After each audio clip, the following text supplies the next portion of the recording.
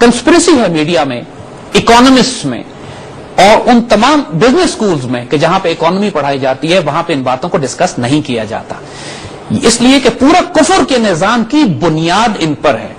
अगर आप इस इकोनॉमिक सिस्टम को समझ जाएं जिसकी वजह से ये जंगें बर्पा हो रही हैं, जिसकी वजह से ये दुनिया को कौमों को गुलाम बनाते हैं, इसमें वर्ल्ड बैंक का रोल क्या है, IMF का रोल क्या है, UN का रोल क्या है, कहां ये गोल्ड करेंसी पेपर करेंसी में तब्दील होती है और कहां ये किस तरीके से ये Zionist banking system, federal reserve और बैंक ऑफ इंग्लैंड और स्विस बैंकिंग किस तरह ये ऑपरेट करते हैं दुनिया में अपने कुफर के निजाम को कायम करने के लिए। और हमें इसमें कोई शुबा नहीं ये कहते हुए कि देखिए कि जिस मसीहा का ये लोग इंतजार कर रहे हैं यहूदी, मुसलमानों की जबान में उसका एक नाम है, मुसलमान उसको दज्जाल कहते हैं।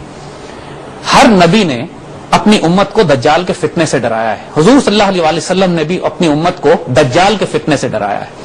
ये जो निजाम कायम हो रहा है, ये जो ग्रेटर इसराइल और उसके बाद पूरी दुनिया में अपना निजाम कायम करके लोगों पर गलबा और लोगों पर कब्जा करना चाहते हैं और उनको गुलाम बनाना चाहते हैं, ये बुनियादी तौर पर दज्जाल का एक निजाम है।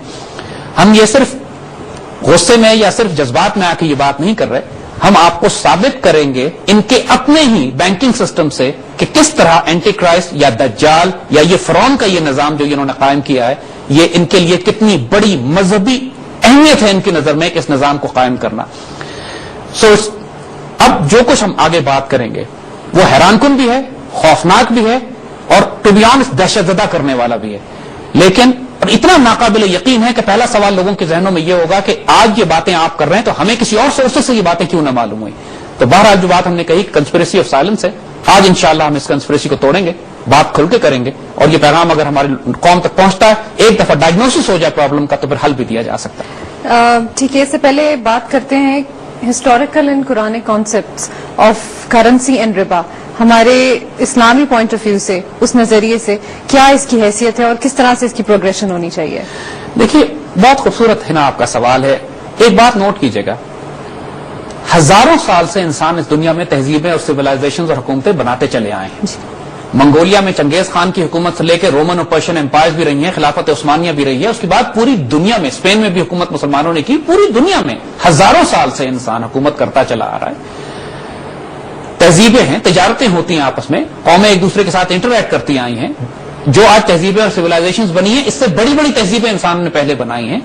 उन तमाम की बेसिक इकोनॉमिक सिस्टम किस चीज पर बेस करता था? वो था गोल्ड और सिल्वर पे।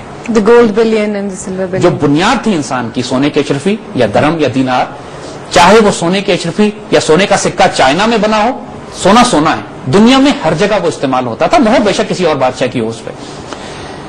ये बात कि इंसानों ने हमेशा इस गोल्ड स्टैंडर्ड्स को इस्तेमाल किया है, ये एक बुनियाद है जिसको समझने की जरूरत है। हम इसके बाद इंशाअल्लाह इसको एक्सप्लेन करेंगे। जी जैद साहब, वापस आते हैं तो फिर इसी टॉपिक को यहाँ से कंटिन्यू करते हैं। अभी आपने छोड़ा है गोल्ड एंड सिल्वर बिलियन पे, वापस आके इसी बारे में बात करेंगे। हम मिलते हैं ब्रेक के बाद।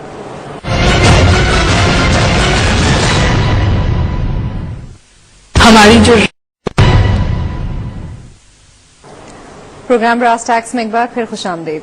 जी जैद साहब, हम बात कर रहे थे गोल्ड एंड सिल्वर बिलियन की, हम बात कर रहे थे अशरफियों की, उससे आगे प्लीज बात। देखिए, ये बात इसलिए समझना जरूरी है कि पूरा कुफर का निजाम जो इस वक्त ग्लोबल इकोनॉमिक सिस्टम जो ज़ायनिस्ट ने बनाया हुआ है, इसकी बुनियाद इस बात पर है कि दुनिया दोबारा गोल्ड और सिल्वर स्टैंडर्ड्स पे ना चली जाए, यानी सोने और चांदी के सिक्के दोबारा ना आ जाए। कुफर, यकीन कीजिए कि छोटी सी बात लगती है, लेकिन कुफर का पूरा निजाम कायम है इस बात को मेंटेन करने के लिए कि दोबारा से तारीखी तौर पर इंसान जो हजारों साल से हमेशा सोने और चांदी के सिक्के इस्तेमाल करता रहा। देखिए, होता क्या था पहले कि या बार्टर करते थे लोग, यानी माल के बदले माल, गंदम ले लिया और उसके बदले कोई सिल्वर ले लिया, कोई या सिल्क ले लिया, या खाने पीने की चीजें एक्सचेंज कर ली, या सोने मीडियम ऑफ एक्सचेंज सोने और चांदी के सिक्के होते थे। देखिए, करेंसी बुनियाद होती है किसी भी इकोनॉमिक सिस्टम की। करेंसी कौन सी है? इसीलिए अल्लाह ताला ने भी और इंसानों की तारीख में भी, मुसलमान इकोनॉमिक सिस्टम में भी, कुरान में भी, सुन्नत में भी करेंसी पे बहुत ज्यादा एम्फोसिस है। अल्लाह ने जब भी कुरान में जिक्र किया है तो दरहम और दीनार का जिक्र किया है। हुजूर सल्लल्लाहु अलैहि वसल्लम के हदीस में दरहम और दीनार का जिक्र हुआ है, यानी सोने और चांदी के सिक्के। थे मुस्लिम इकोनॉमिक सिस्टम जो जस्ट बैलेंस्ड इकोनॉमिक सिस्टम है, सोने और चांदी के सिक्के पे बुनियाद करता रहा है। इंसानी तारीख सोने और चांदी पे, यानी जैसे बात हमने अर्ज की कि चाहे रोमन स्पार्टन एम्पायर उठा लें या मंगोलियन एम्पायर उठा लें, सोने और चांदी के सिक्के चला करते थे। इसके बहुत सारे फायदे थे। اس کی پہلی فائدہ یہ تھا، دیکھیے جو کرنسی ہوتی ہے اس کی ایک فنڈامنٹل کوالٹی یہ ہے کہ اس کی ویلیو اس کے اندر ہونی چاہیے. یعنی سونے کی اپنی ایک ویلیو ہے، سونے کی اپنی ایک انٹرنسک ویلیو ہے. اب یا گندم کی اپنی ایک انٹرنسک ویلیو ہے، گندم کو آپ کھا بھی سکتے ہیں، اس کو آپ ایکسچینج کر سکتے ہیں. اس سونے کے سکے کے، چاندی کے سکے کی اپنی ایک ورتھ ہے جو دنیا میں قابل قبول ہے. تو ہوتا یہ تھا کہ ایک انسان آزاد ہوا کرتے تھے جب وہ سونے اور چاندی کے سکوں میں ڈیل کرتے تھے، کیونکہ چین سے ایک آدمی چلا ہے، اس نے اپنے سونے کے سکے ساتھ رکھے، اب وہ یورپ میں بھی جا کے تجارت کرتا ہے تو وہ آزاد ہے. دنیا میں ہر جگہ اس کی کرنسی ایکسپٹ ہوتی تھی. یہ نہیں ہوتا تھا کہ چین کا ایک آدمی یا یورپ میں بیٹھا ہوا ایک بینکر جو ہے وہ چین کی پوری قوم کو غلام بنا لے. یہ پاسبل نہیں تھا اس اکنامک سسٹم میں. یہ پاسبل نہیں تھا کہ پاکستان کے اندر بیٹھا ہوا کوئی شخص تجارت کرے تو نیو یارک میں بیٹھا ہوا یہودی اس میں سے اپنا حصہ نکال لے. اس اکنامک سسٹم میں یہ پاسبل نہیں تھا، کیونکہ ٹرانزیکشن ریئل ویلتھ کی ہوتی تھی. انسان آزاد تھے. ایک انسان اپنی دولت لے کے رکھ لے، سونے کے سکوں کو زمین میں دبا دو، 100 سال کے بعد نکالو تو سونے کا سکہ ہے وہ. تو یہ ایک ٹرانسفربل ویلتھ تھی، اس کو ڈی ویلیو نہیں کیا جا سکتا تھا، اس کو ڈیپریشیٹ نہیں کیا جا سکتا تھا، اس کی ایک حیثیت تھی. یعنی یہ ساری فنڈامنٹل کوالٹیز ہوتی تھی ایک سونے اور چاندی کے سکے میں، جس کی وجہ سے اسٹیبل اکنامک سسٹمز تھے. اگر کوئی بادشاہ مارکیٹ میں دولت لانا بھی چاہتا تھا تو اس بادشاہ کو کہیں سے کھود کے، ڈھونڈ کے، لا کے، تلاش کر کے سونا پیدا کرنا پڑتا تھا. نہیں تھی، اس طرح نہیں تھا کہ بے درے دولت مارکیٹ میں ڈال دی جائے. دشمن کا ملک اگر کوئی آپ کی کرنسی پیدا کرنا چاہتا تھا تو اس کو بھی سونے کے سکے ہی بنانے پڑتے تھے. یہ نہیں ہوتا تھا کہ وہ کوئی ردی کاغذ چھاپ کے کہیں سے لے آئے اور آپ کے بینک نوٹس کاپی کر لیں. یعنی کہنے کا مقصد یہ ہے کہ دنیا کا سب سے اسٹیبل اکنامک سسٹم، ایسا اکنامک سسٹم جس کے اندر انفلیشن نہ ہو، ایسا جس کے اندر انٹرنسک ویلیو کرنسی کی ہوتی کہ جب آپ نے کچھ سے کوئی کموڈٹی لی ہے، کوئی چیز کسی انسان سے لی ہے تو اس کے بدلے جو آپ نے دیا ہے اس میں بھی ویلیو ہونی چاہیے.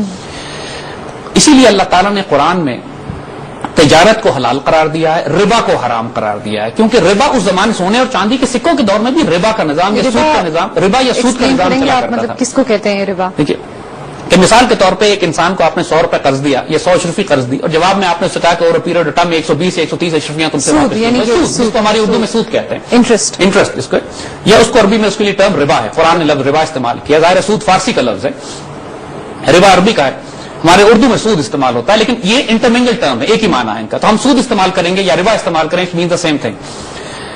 اب یہ اس سونے اور چاندی کے اکنامک سسٹم پر ربا کا نظام اس وقت بھی قائم تھا. یعنی اس وقت بھی کوئی سود خور یہودی ایسے ہوا کرتے تھے. قرآن کے نے کثرت سے استعمال کیا. قرآن نے خاص طور پہ جو یہودیوں پر ڈیفائن کیا ہے اس میں ان کے اکنامک ٹرانزیکشنز کو کثرت سے استعمال کیا. قرآن نے بہت زیادہ ہمیں تعارف کروایا اس بات کا کہ سمجھنے کی کوشش کرو کہ یہودی اکنامک ٹرانزیکشنز کیسے کرتے ہیں. یعنی وہ یہ کہتے ہیں کہ تجارت بھی سود کی طرح کی ایک چیز ہے، تو اللہ نے تجارت کو حلال قرار دیا، سود کو حرام قرار دیا ہے، اور سود کھانے والوں کے خلاف اللہ اس کے رسول صلی اللہ علیہ وسلم نے اعلان جنگ کیا ہے. یعنی یہ سوچنے کی بات ہے کہ کیا وجہ ہے کہ ربا کے نظام کے خلاف اللہ اس کے رسول صلی اللہ علیہ وسلم کا اعلان جنگ ہے.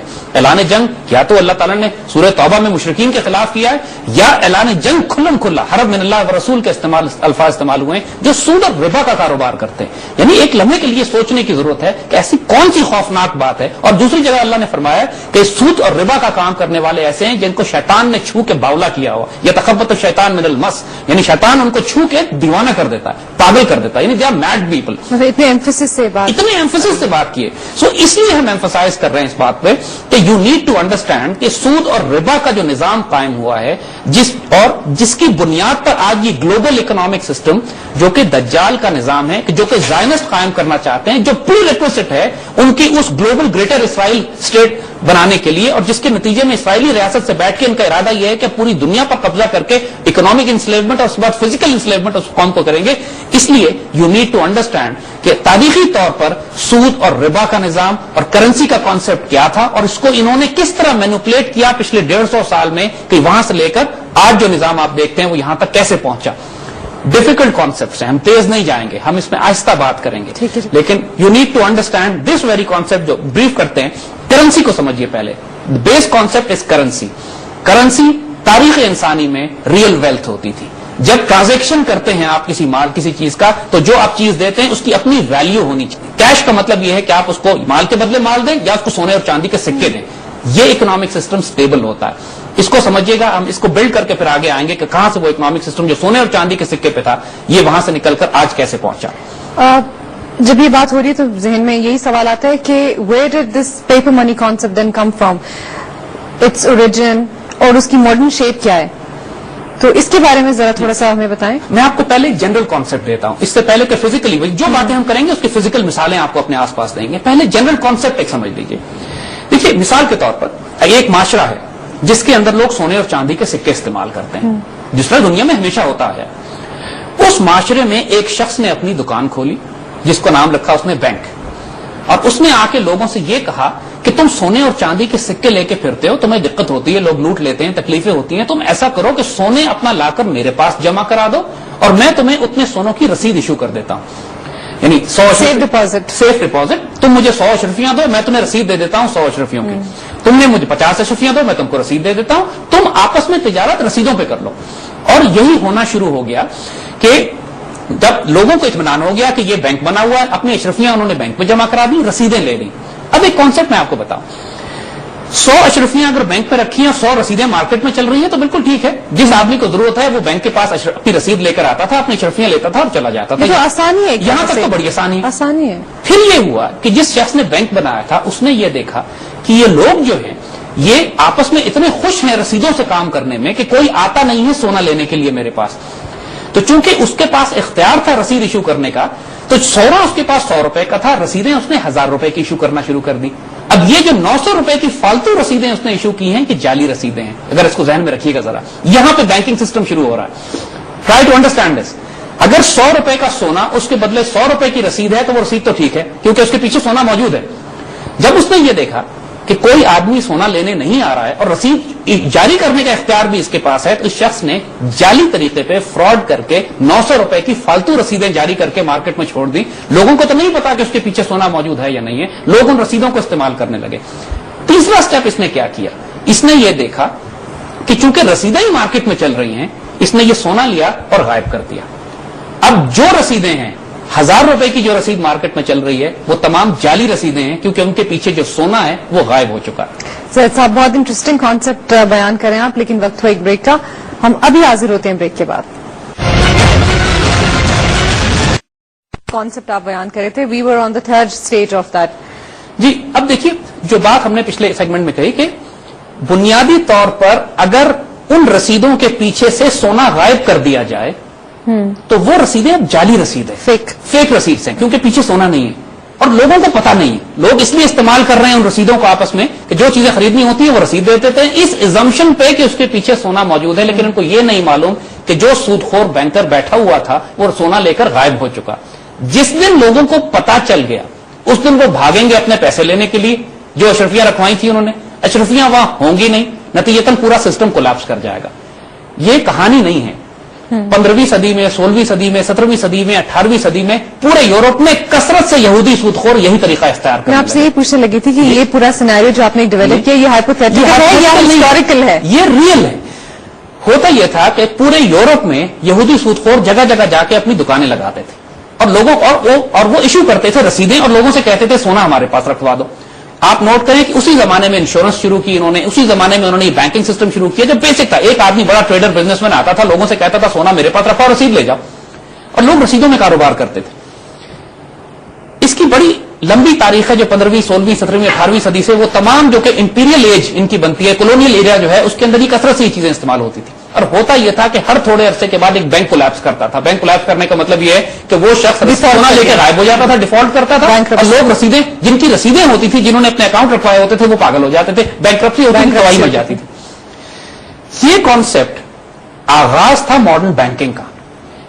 ہم کیس اسٹڈی لیں گے صرف امریکہ کی, کیونکہ امریکن کیس اسٹڈی اس لیے کہ US ڈالر اور فیڈرل ریزرو کی طرف آئیں گے, دنیا کی سب سے بڑی کرنسی اس وقت چونکہ ڈالر ہے, لہذا صرف ایک مثال سے آپ کو پوری دنیا کا نظام سمجھ میں آ جائے گا. 1870, 80, 90 وغیرہ میں امریکہ میں یہ کثرت سے ہو رہا تھا کہ پرائیویٹ بینکس تھے جو لوگوں کا سونا اپنے پاس رکھتے تھے اور اس کے مقابلے میں ان کو امریکن ڈالر یعنی رسید جو ہے بنیادی طور پر پیپر کرنسی جو ہے بنیادی طور پر وہ رسید ہوا کرتی تھی اس سونے کی جو بینک میں رکھا ہوا ایکنالجمنٹ ہوتی تھی. بینک نوٹ یہاں سے نکلنا شروع ہوئے جس کو بینک نوٹ کہتے ہیں. نوٹ بینک جاری کرتا ہے, یعنی اس امریکہ میں چھوٹے چھوٹے کئی بینک تھے جو انہوں نے کام کرنا شروع کیا. کہ جس طرح ہم نے آپ کو بات بتائی کہ لوگ امریکہ میں جب امریکہ بنا تقریباً 150-200 سال پہلے, اس وقت سونے اور چاندی کے سکے وہاں چلا کرتے تھے. امریکہ میں بھی یعنی برٹش امپائر سونے اور چاندی کے سکے استعمال کرتا تھا. برٹش اسٹرلنگ پاؤنڈ ایک سکہ ہوا کرتا تھا, گولڈ کوائن, بڑا اس کا ویلیو ہوا کرتی تھی. اور ساتھ ساتھ بینک آف انگلینڈ نے بھی یہی کیا جو امریکن بینکوں نے کیا کہ انہوں نے اسٹرلنگ پاؤنڈ کا نوٹ بھی نکالا, یعنی اور لیکن they were as good as each other, اس لیے کہ آپ نوٹ استعمال کریں یا سونے کا سکہ استعمال کریں, انٹرچینجبل سے پرابلم کوئی نہیں تھی, بینک ایکسچینج کرتا تھا. یہ گولڈ بیکڈ کرنسی تھی, یعنی اس کو کہتے ہیں اکنامک سسٹم جو گولڈ بیکڈ ہے, جس کی بنیاد پر سونا موجود ہے. 19ویں صدی میں پورے امریکہ میں سونے کا نظام تھا, کرنسی سونے کی ہوا کرتی تھی. کئی بینک امریکہ میں اس طرح کے بنے کہ جنہوں نے لوگوں سے پیسے لیے, لوگوں سے سونا لیا, رسیدیں ایشو کی, اور رسیدیں بینک ایشو کرتا تھا, دوسرے لفظوں میں رسیدیں چھاپا کرتے تھے, نوٹ چھاپتے تھے, نوٹ چھاپ کے دیتے تھے لوگوں کو, اور لوگ اپنے پاس لا کے ان کے پاس پیسے رکھواتے تھے. پھر وہی سلسلہ شروع کر دیا جو کہ ہم نے پہلی مثال میں آپ کو دی تھی کہ انہوں نے دیکھا کہ جب سونا 100 روپے کا ہمارے پاس رکھا ہوا ہے تو یہ رسیدیں 1000 روپے کی نکال دیا کرتے تھے, کیونکہ دیکھتے تھے معلوم کسی کو ہوتا نہیں تھا. پھر اچانک کسی کو خیال آتا تھا, کسی آدمی کو, کہ یار جو رسیدیں ان کے پاس ہیں, آؤ اپنے پیسے سونا لینے چلتے ہیں, اور اگر 800 آدمی اپنا سونا لینے پہنچ جائیں تو سونا تو وہاں 100 کا رکھا ہوا, رسیدیں 1000 کی ہیں. نتیجہ یہ ہوتا تھا بینک کولیپس ہو جاتا تھا. اس کو انگریزی میں ایک اصطلاح ہے رن آن دا بینکس, جسے آج بھی اصطلاح استعمال ہوتی ہے. ابھی 2 مہینے پہلے انگلینڈ میں ایک بینک کولیپس ہوا ہے ناردرن راک کا, ایگزیکٹلی اس کے ساتھ بھی یہی ہوا ہے کہ لوگ اپنے پیسے لینے گئے, وہاں پیسے ہی نہیں تھے. نتیجہ یہ ہوا کہ بینک کولیپس کر گیا. یہ سلسلہ جو 200 سال پہلے شروع ہوا تھا آج بھی جاری ہے. ناردرن راک 2 مہینے پہلے کولیپس ہوا ہے. اس پروسیس کانسیپٹ یہی ہے کہ بینک اپنے سونے سے زیادہ رسیدیں ایشو کرتے تھے. جب کئی بینک اس طرح کولیپس ہونا شروع ہوئے امریکہ میں, کیونکہ سود خور, چونکہ یتخبط الشیطان من المس ہے, کیونکہ شیطان نے چھو کے باولا کیا ہوا ہے, اس کو سود کھانے کا ان کو شوق ہے. زیادہ سے زیادہ قرضہ یہ اس لیے دیتے ہیں کہ زیادہ سے زیادہ سود ان کو ملے. انسانوں کا خون چوسنا ان کی خصلت اور فطرت میں ہے. یہ اپنے آپ پہ قابو نہیں رکھ سکتے اس بات پہ کہ ہم اس نظام کو سٹیبل رہنے دیں. انٹرنسکلی انسٹیبل سسٹم ہے کہ جب آپ سونا رکھ لیں گے اور زیادہ رسیدیں ایشو کریں گے تو جب لوگ اپنا سونا لینے کے لیے آئیں گے تو بینک کولیپس کر جائے گا. ہر 20-30 سال بعد امریکہ میں کئی بینک کولیپس کر رہے تھے. یہ 19ویں صدی کے آخر کی بات. نتیجہ یہ ہوا کہ یہ سارے پرائیویٹ بینک اکٹھے ہوئے اور 1913 میں انہوں نے فیصلہ کیا کہ ہم سارے جو دہشت گرد گنڈے موجود ہیں, ہم سارے جو لوگوں کا پیسہ ہڑپ کر جاتے ہیں, تھوڑے تھوڑے عرصے بعد ہم میں سے ایک مارا جاتا ہے, کیونکہ ہم اپنی عادت سے باز تو آئیں گے نہیں. تو ایسا کرتے ہیں کہ ہم مل کر ایک بڑا بینک بناتے ہیں, ایک بڑا بینک جس کا کام یہ ہوگا کہ ہم میں سے کوئی بینک اگر تباہ ہونے لگے تو وہ بڑا بینک اس کو فنڈ کر کے اس کی مدد کرے گا اور اس کو بچائے گا بیک اپ کے طور پر. 15 یا 16 پرائیویٹ بینکوں نے مل کر ایک بڑا بینک امریکہ میں بنایا, اور گیس کریں گے اس کا نام کیا رکھا؟ Federal reserve, you S federal reserve. اور یہ بات ذرا کان کھول کے ہوش سے سنیے گا, U S federal reserve private bank ہے, امریکن حکومت اس کو اون نہیں کرتی. یعنی اتنا خوفناک تصور ہے یہ, اگر آپ اس کو سمجھیں کہ اگر آج ہم یہ کہیں کہ پاکستان میں 6 یا 7 بینک مل کے, Habib bank, national bank, Allied bank, Grindlays bank, Pakistani bank مل کے اسٹیٹ بینک خرید لیں, Whom is it owned by? یعنی پاکستانی یہ بینک مل کے اسٹیٹ بینک خرید لیں, اور حکومت پاکستان کا اسٹیٹ بینک میں کوئی اختیار نہ ہو, حکومت پاکستان پاکستانی کرنسی جاری نہ کر سکتی ہو, پرائیویٹ بینک کرنسی جاری کریں, تو اس تصور سے دہشت طاری ہو جاتی ہے کہ پھر یہ پورا اکنامک سسٹم چند پرائیویٹ لوگ کنٹرول کر رہے ہیں. اور یہ federal reserve bank, federal reserve bank 1913 میں بنایا گیا, اور ان لوگوں نے اتنے طاقتور, یہ لوگ زائنسٹ تھے, اتنے طاقتور ان لوگوں کے بینک یہودی تھے, اتنا پاورفل بینکنگ سسٹم میں ان کا انفلوئنس تھا اس وقت یو ایس اکانومی میں کہ کانگریس سے 5 منٹ میں یہ بل پاس کرایا انہوں نے کہ کانگریس نے امریکی حکومت نے کرنسی جاری کرنے کا اختیار اپنے ہاتھ سے دے دیا, اور ایک پرائیویٹ کارپوریشن فیڈرل ریزرو کو یہ رائٹ دے دیا گیا کہ آئندہ امریکن کرنسی یہ پرائیویٹ بینک چھاپے گا. یعنی دوسرے لفظوں میں 10 پرائیویٹ بینک, انہوں نے حصص خریدے, شیئرز خریدے, ایک بڑا بینک بنایا جس کا نام انہوں نے فیڈرل ریزرو رکھا, اور امریکن کرنسی جاری کرنے کا حق ایک پرائیویٹ کارپوریشن کو دے دیا گیا. یعنی 10-15 یہودی پورے امریکہ کی کرنسی چھاپنے کا اور اس کو جاری کرنے کا اختیار ان کے پاس آ گیا, اور امریکن حکومت اپنا نوٹ نہیں چھاپ سکتی. امریکن گورنمنٹ جب کرنسی ایشو کرنا چاہتی ہے تو فیڈرل ریزرو سے قرض لیتی ہے. یعنی یہ اتنا عجیب و غریب اور خوفناک تصور ہے کہ آپ یہ سمجھیے حکومت اس کی ہوتی ہے جس کا سکہ چلتا ہے, سکہ امریکن حکومت کا نہیں ہے, سکہ فیڈرل ریزرو کا ہے, اور فیڈرل ریزرو پرائیویٹ بینک ہے جس کو 10-12 یہودی بینکرز اون کرتے ہیں, اور اس کے مختلف بینکس نے اس کے شیئرز ہیں. یعنی federal reserve is a private corporation جو اپنے پارٹنر بینکوں کو, اپنے پارٹنرز کو, جو اپنے حصہ داروں کو 6% اینول کے حساب سے سود دیتا ہے, پروفٹ دیتا ہے, پروفٹ تقسیم ہوتا ہے اس کا. تو 1913 میں انہوں نے یہ ڈرامہ کیا. یعنی کائنات کا سب سے بڑا فائنینشیل فراڈ 1913 میں کریٹ ہوتا ہے جب یو ایس فیڈرل ریزرو بنتا ہے. اس وقت بھی حال یہ تھا کہ اب جو بینک کولیپس ہوتا تھا، جو میں نے پہلے بات عرض کی کہ یہ بینک اپنی رسیدیں اپنے سونے سے زیادہ رسیدیں جاری کر دیا کرتے تھے، جب یہ کولیپس کرتے تھے تو فیڈرل ریزرو، چونکہ انہوں نے سارا کنٹریبیوٹ کر کے فیڈرل ریزرو بنایا تھا، فیڈرل ریزرو اپنی قوم کو تسلی دیتا تھا کہ فکر نہ کرو، میں پیچھے کھڑا ہوں، اگر کوئی بینک کولیپس بھی کر گیا تو تمہارے پیسے میرے پاس محفوظ ہیں. یہ تسلی امریکی قوم کو دینا ضروری تھی تاکہ ان کا یہ بینکنگ اور سودی نظام قائم رہے، کیونکہ ورنہ ایک ایک کر کے یہ بینک کولیپس ہو جاتے تھے کچھ عرصے کے بعد. فیڈرل ریزرو اوپر آیا ان ساروں کا ایک انشورنس پالیسی، ان کو پروٹیکشن دینے کے لیے. So this is how the federal reserve came into play. اس کے بعد کیا ہوا یہ ہم آپ کو بتاتے ہیں. جی زید صاحب، ابھی کنٹینیو کرتے ہیں فیڈرل ریزرو بینک کے بارے میں بات چیت، بٹ آفٹر شارٹ بریک. ہم حاضر ہوتے ہیں بریک کے بعد.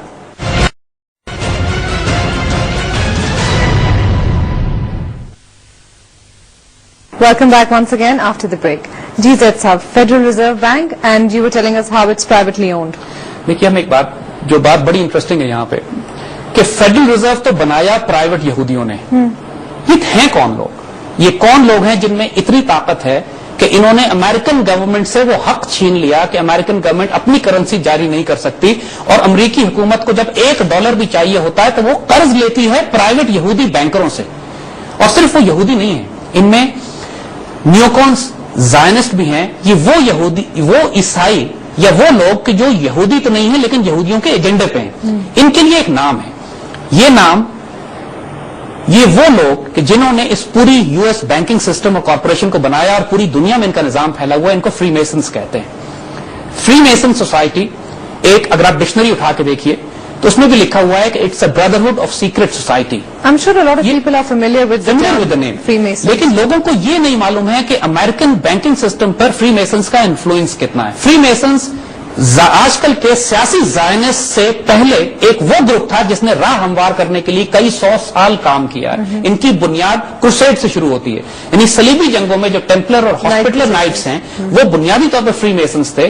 زائنسٹ تھے، عیسائی نہیں تھے، عیسائی بنے ہوئے تھے کیونکہ بعد میں چرچ نے ان کو مار مار کے ختم کیا جب ان کے اصل عقائد سامنے آئے. ان کی سیکرٹ سوسائٹی تھی، ریچولز ہوتے ہیں، اس پر ہم آگے پوری تفصیل سے بات کریں گے.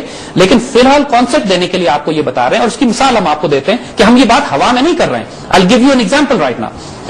آپ امریکن $1 بل اٹھا کے دیکھیے، یو ایس $1 بل آپ اٹھائیے اور اس کو الٹا کر کے دیکھیے کہ اس کی بیک پہ تصویر کیا بنی ہوئی ہے. یہ ایک مہر بنی ہوئی ہے جس کو سیل آف یونائٹڈ اسٹیٹس کہتے ہیں. میں آپ سے ایک سوال کرتا ہوں، دنیا کی جس ملک کی آپ کرنسی اٹھا لیجئے، پاکستان کی کرنسی اٹھائیے، اس پر جو تصویریں بنی ہوتی ہیں ان کا تعلق پاکستان سے ہوتا ہے. انڈیجنس اپنے ملک کی تصویریں، سعودی عرب کی کرنسی اٹھائیے، افغانستان کی اٹھائیے، ایران کی اٹھائیے، اس پہ اپنے ملک کی کرنسی کی تصویریں چھاپتے ہیں. وہ امریکہ کا $1 نوٹ دنیا کی واحد کرنسی ہے جس پر احرام مصر بنا ہوا ہے، اور اس احرام مصر کے اوپر ایک عجیب و غریب آنکھ بنی ہوئی ہے. ذرا اس بات کو نوٹ کیجیے کہ احرام مصر کا امریکن ڈالر سے کیا تعلق واسطہ ہے. ایک بات یاد رکھیے گا، جو بات ہم نے پہلے کہی تھی آپ سے، کہ یہ فری میسنز اور زائنسٹ ایک انتہائی شدید مذہبی عقیدہ ہے جس کی بنیاد یہودیت پہ ہے. ان کے آئیڈیل موسیٰ علیہ السلام نہیں ہیں، ان کے آئیڈیل فرعون ہیں. ان کا اسی لیے امریکن ڈالر پہ فرعون کی قبر بنی ہوئی ہے، اور اگر آپ اٹھا کے دیکھیے تو اس کے اوپر ایک آنکھ بنی ہے جسے ہم مسلمان دجال کی آنکھ کہتے ہیں. یہ کہانیاں نہیں ہیں جو ہم آپ کو سنا رہے ہیں. امریکن $1 بل اٹھائیے اور دیکھیے اس پہ کیا بنا ہوا ہے. مختلف لوگ اس کو مختلف انٹرپریٹ کرتے ہیں. اس میں کوئی ڈاؤٹ نہیں ہے، یہ بات اب بالکل اوپن ہو چکی ہے. انٹرنیٹ پہ جائیے اور یو ایس سیل کو تلاش کیجیے اور لکھیے اس کے اوپر کہ یہ کیا ہے. یہ کمپلیٹ فری میسونک سیل ہے، اس میں کوئی ڈاؤٹ نہیں ہے. اب سوال یہ ہے کہ ایک سیکرٹ امریکن، ایک سوسائٹی جو دنیا میں پھیلی ہوئی ہے، اس کی سیل امریکن ڈالر نوٹ پہ کیا کر رہی ہے. سوال یہ ہے، دا کوشچن از کہ اگر پاکستان کے ایک پرائیویٹ چھوٹے سے خاندان کی سیل اگر پاکستان کے کرنسی نوٹ پہ ہو تو آپ کو پریشان ہونا چاہیے کہ یہ اس خاندان اتنی طاقت کیوں ہے کہ پاکستان کے کرنسی نوٹ پہ اس کی سیل بنی ہوئی ہے. یہ چھوٹی بات نہیں ہے، اس کو سمجھنے کی کوشش کیجیے.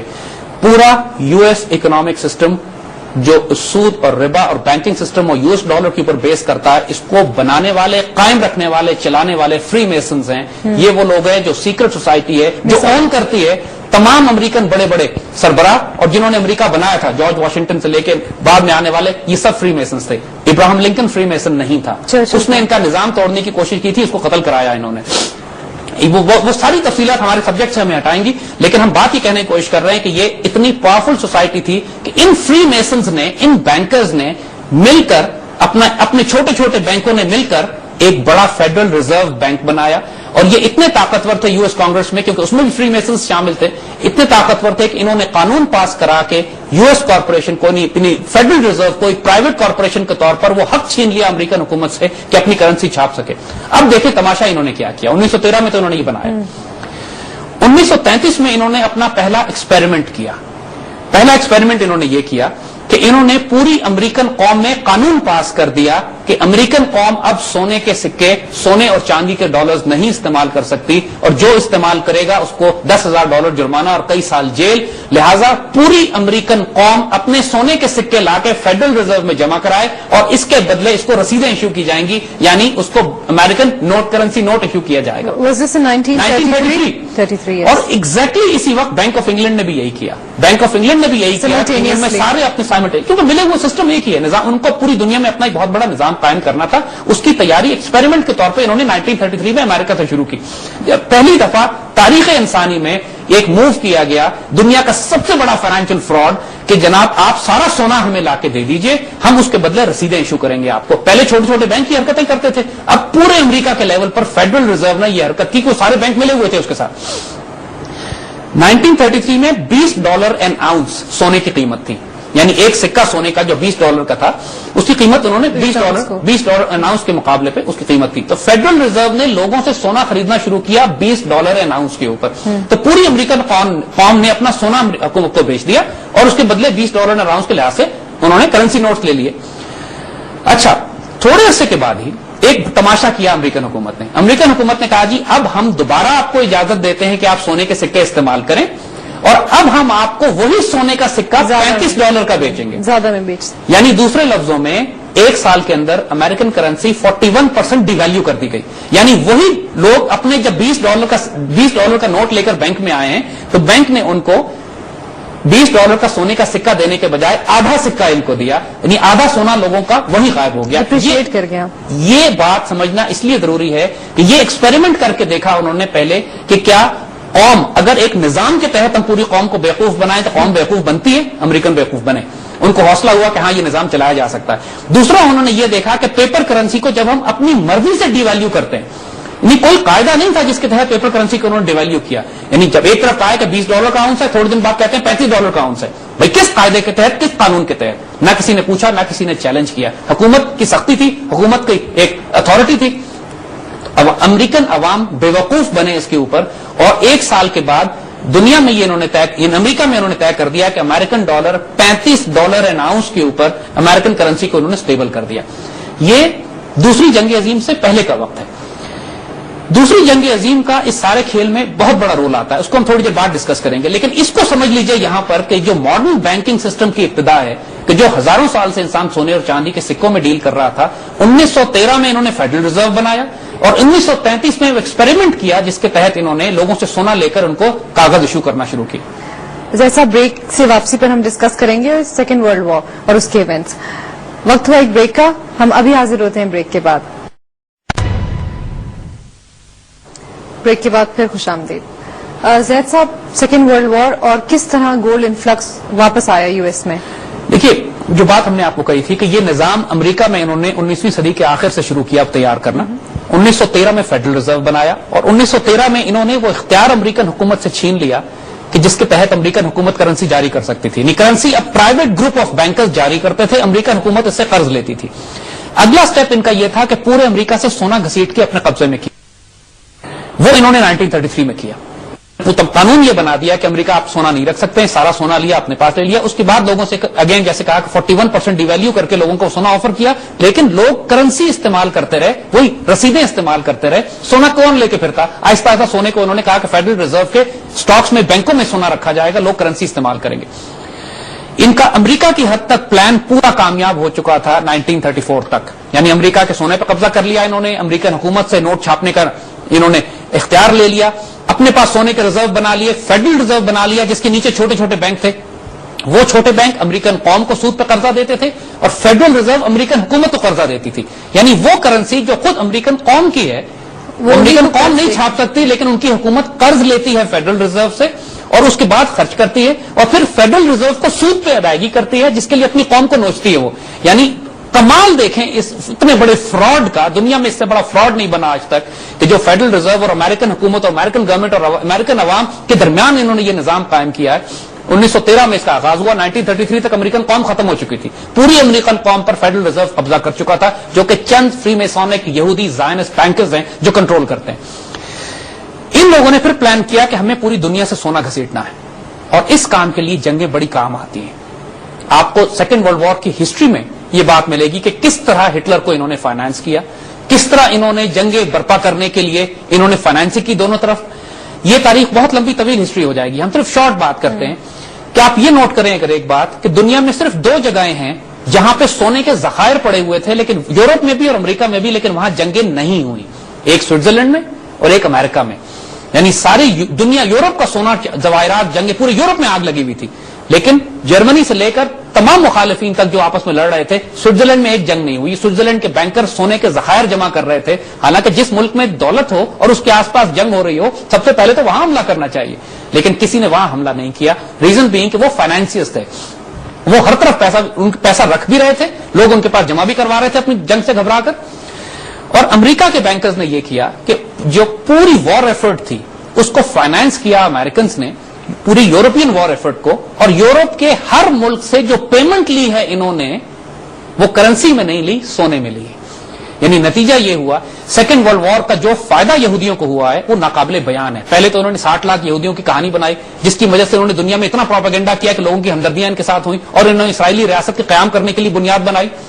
دوسرا، انہوں نے پورے یورپ کو تباہ کر دیا کہ جس کو کنسٹرکشن کرنے کے لیے پیسہ اور فنڈنگ فیڈرل ریزرو نے کرنی تھی، یعنی جتنا فیڈرل ریزرو قرضہ دیتا یورپ کے ممالک کو اتنا ہی فیڈرل ریزرو کو سود ملتا، اور جو پوری دنیا اور خاص طور پر یورپ کے مالدار ملکوں کی دولت تھی اور سونا تھا، وہ تمام کا تمام اس قرضے کی ادائیگی اور قیمتوں کے جواب میں وہ سارا سونا امریکہ پہنچنا شروع ہو گیا۔ سیکنڈ ورلڈ وار کے آخر تک حال یہ تھا کہ دنیا کے 80% سونے کے ذخائر دنیا سے نوچ نوچ کے امریکن فیڈرل ریزرو میں پہنچ چکے تھے۔ یعنی اس خوفناک گیم پلان کو اب یہ پورے یورپ تک پھیلا چکے تھے، جو انہوں نے 1913 میں فیڈرل ریزرو سے شروع کیا تھا۔ سیکنڈ ورلڈ وار کے آخر تک انہوں نے جب سونا بھی حاصل کر لیا، اور اب اس نظام کو انہوں نے پوری دنیا پہ پھیلانا تھا، اور اس کے لیے ایک ایگریمنٹ انہوں نے کیا جس کو بریٹن ووڈ ایگریمنٹ کہتے ہیں۔ یعنی یہ وہ ایک نظام ہے جس میں انہوں نے یونائٹڈ نیشن سے قیام عمل میں لائے، جس کے لیے ورلڈ بینک بنایا گیا، جس کے لیے IMF بنایا گیا، انٹرنیشنل مانیٹری فنڈ پرٹیکولرلی ایک ایسا ادارہ انہوں نے بنایا جس کا مقصد یہ تھا کہ یہ قانوناً IMF کے پوائنٹس میں، چارٹر میں یہ لکھا ہوا ہے کہ دنیا کا کوئی ملک گولڈ کرنسی نہیں استعمال کر سکتا، اور نہ کوئی ایسی کرنسی استعمال کرے گا جس کی پشت پر سونا موجود ہوگا۔ ان لوگوں نے پورے یورپ کی، چونکہ کرنسی تو ختم ہو چکی تھی، جنگ کی وجہ سے وہ حکومتیں ہی تباہ ہو گئی تھی، سونا پیچھے تھا نہیں، سونا امریکہ اٹھا کے لے گئے تھے سارا، تو ردی کاغذ تھی کرنسیز ان کی ساری۔ یعنی جیسے ہم نے پہلے مثال دی نا آپ کو کہ جب سونا پیچھے سے غائب ہو جائے تو وہ رسیدیں جو ایشو کی ہوئی ہیں وہ جعلی رسیدیں۔ بریٹن ووڈ ایگریمنٹ پہ انہوں نے فیصلہ کیا کہ اب چونکہ اپنے نظام کو پھیلانا اور چلانا ہے، لوگوں کا اعتبار بھی قائم رکھنا، ایک دھوکہ، ایک فراڈ، ایک سامری کا جادو ہے جو انہوں نے بنایا۔ سامری نے بھی یہی کیا تھا کہ پوری قوم کا سونا گھسیٹ کے ان کو ایک پتلا بنا کے دے دیا جادوئی، اور کہا کہ اس کو پوجو۔ ان لوگوں نے بھی یہی کیا ہے کہ پوری دنیا سے سونا گھسیٹ کے اکنامک سسٹم کا ایک بت بنا کے دے دیا لوگوں کو کہ یہ تمہارا خدا، اس کو پوجو۔ یہ یورپ اور امریکہ کے اندر یہ نظام انہوں نے سیکنڈ ورلڈ وار تک قائم کر دیا تھا، اس کو دنیا میں پھیلانا تھا، جس کے لیے IMF کی ضرورت تھی ان کو۔ بنیادی طور پر IMF ان کے وہ انسٹیٹیوشنز ہیں اور ورلڈ بینک جس کے ذریعے انہوں نے اپنے اس سود کے نظام کو، ربا کے نظام کو پوری دنیا میں پھیلانا ہے۔ یہ سمجھنا تاریخی طور پر اس لیے ضروری ہے کہ اب آپ کو سمجھ میں آئے گا کہ یہ نظام کام کس طرح کرتا ہے۔ How did that happen? Europe کو سونا نکل گیا، انہوں نے قرضے دینے شروع کیے۔ دنیا میں بریٹن ووڈ ایگریمنٹ میں انہوں نے یہ فیصلہ کیا کہ تمام دنیا کی کرنسیز کے پیچھے ڈالر ہوگا، یعنی ڈالر کے ساتھ ایک ایکسچینج ریٹ لگا دیا انہوں نے، فار ایگزامپل 2 پاؤنڈ کا $1 ہوگا یا 50 روپے کا $1 ہوگا، اور ڈالر کے پیچھے ڈالر بینگ دی پیگ کرنسی، یعنی ڈالر کے پیچھے سونا ہے، یعنی آپ $35 لے کر آئیں تو آپ کو سونا ملے گا، آپ کو سونا ملے گا، لیکن ڈائریکٹلی کوئی کرنسی سونے کی بیکنگ نہیں ہے اس کی، یعنی گولڈ سٹینڈرڈ دنیا کی کرنسی سے ختم کر دیا، صرف ڈالر کے پیچھے گولڈ سٹینڈرڈ تھا۔ یعنی ابھی تک انہوں نے اپنا سسٹم جو ہے پوری طرح قبضہ نہیں کیا تھا، 45 تک یہاں پہنچے تھے وہ، کم از کم ڈالر کے پیچھے انہوں نے سونا رکھا تھا، لیکن حال وہ انہوں نے کر دیا کہ وہی بات کہ اگر 100 روپے کا سونا تھا تو رسیدیں انہوں نے لاکھ روپے کی جاری کرنا شروع کر دی۔ سیکنڈ ورلڈ وار کے بعد پورے یورپ کو تعمیر و ترقی کے لیے قرضوں کی ضرورت تھی، اور اب نارملی ہوتا یہ ہے کہ جب آپ اپنے ملک میں زیادہ کرنسی چھاپ دیں تو اس کو انفلیشن کہتے ہیں، یعنی مال کم ہے، پیسے زیادہ آ گئے، قیمتیں بڑھ جاتی ہیں. مہنگائی بڑھ گئی. انہوں نے بحری جہاز بھر کے ڈالر چھاپنے شروع کیے اور اس کو پوری دنیا میں بھیجنا شروع کیا. اپنے ملک میں تو استعمال نہیں ہو رہے تھے. نتیجہ یہ ہوا کہ امریکن اکانومی میں اس کی مہنگائی اور انفلیشن فرق نہیں پڑا اور پوری دنیا کو انہوں نے مقروض کرنا شروع کر دیا سیکنڈ ورلڈ وار کے بعد قرضے دے دے کر. چونکہ برٹن ووڈ ایگریمنٹ کے تحت یہ طے ہو چکا تھا کہ ہر کرنسی کے پیچھے ڈالر ہوگا اور ڈالر کے پیچھے سونا ہوگا، لہذا پوری دنیا ڈالر طلب کر رہی تھی، ڈالر کی طلب تھی. یہ جاتے تھے ڈالر میں قرضے دیتے تھے، ہر ملک اپنے پاس ڈالر جمع کر رہا تھا. دوسرا کام انہوں نے یہ کیا کہ دنیا کی تمام بڑی بڑی ٹریڈ وہ انہوں نے کہا آپس میں آپ ڈالرز میں کریں گے، خاص طور پہ آئل، انرجی. دنیا کی تمام 2 بڑے آئل ایکسچینج انہوں نے بنائے، ایک نیو یارک میں ایک لندن میں، جس کی ٹریڈنگ ڈالرز میں ہونی تھی. یعنی پوری دنیا کو اگر تجارت کرنے کے لیے ڈالر چاہیے تھا، and dollar was as good as gold, even better than gold, کیونکہ سونا تو سنبھال کے رکھنے کے پیسے لگتے ہیں، ڈالر اگر آپ اپنے پاس رکھیں اور بینکوں میں رکھیں تو اس کا آپ کو سود بھی ملتا تھا. تو یہ ایکسپیریمنٹ انہوں نے، یہ ایک نظام سیکنڈ ورلڈ وار کے بعد اب پوری دنیا میں انہوں نے پھیلانا شروع کیا کہ اسٹارٹنگ فرام یورپ کو اربوں ڈالر انہوں نے بحری جہاز بھر کے لٹرلی انہوں نے قرضے دیے، چونکہ یورپ تو تباہ ہو چکا تھا. اب اس کی ادائیگی میں سونا یہ پہلے لے جا چکے تھے، اب یورپ کام کر کر کے یہ سود ان کو واپس بھیج رہا تھا. اب ایک بات آپ ذہن میں رکھیے گا، یہ قرضہ امریکن حکومت یورپ کو نہیں دے رہی تھی، فیڈرل ریزرو یورپ کو دے رہا تھا امریکن حکومت کے ذریعے. یعنی فیڈرل ریزرو 6% سود کے اوپر یا 10% سود پہ امریکن حکومت کو دیتا تھا، امریکن حکومت 20% سود پہ آگے یورپ کو دیتی تھی. یعنی یہ سود در سود کا نظام، اور بینیفٹ کس کو ہو رہا تھا؟ جو یورپ جو سود، پورا یورپ جو سود ادا کرتا تھا اس کا بینیفٹ فیڈرل ریزرو کے یہودی بینکرز کو ہوتا تھا. سر صاحب پروگرام کا وقت ختم ہو چکا ہے. I am sure it's very interesting discussion. ہمارے دیکھنے والوں کو بھی بہت گرپنگ لگ رہی ہوگی اس وقت. میں خود جاننا چاہتی ہوں اس کے بارے میں، اور لیکن ہر بار کی طرح پروگرام کا وقت اب ختم ہو چکا ہے.